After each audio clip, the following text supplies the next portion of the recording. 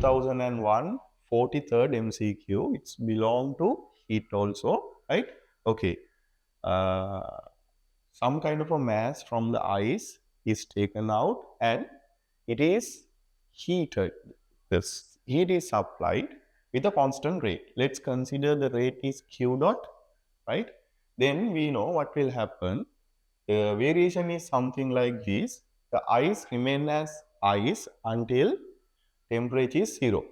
Then the variation of that particular part, we can take the delta Q as mc delta theta.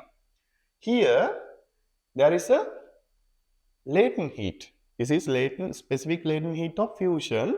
Then ice remain at zero temperature. Then it's converting to the 0 temperature water.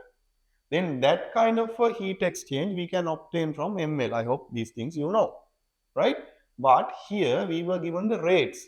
Then to obtain the heat amount, rate should be multiplied with the time, right? Okay. Here if I take, now the rate is same, then if I take Q dot as the rate and if I multiply it with T1, I can obtain the heat amount belong to here, where I can obtain ice mass as m, C is the specific heat capacity, temperature difference is 20.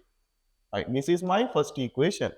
Here I get Q dot into T2 now. This particular case, the time spent is T2 is equal. Now here the same ice mass is converting to the water. Then the mass same we can take as m, here L. This is my second equation. The question asks T2 divided by T1. Then I can divide second equation by first equation. Then Q dot and Q dot cancel out.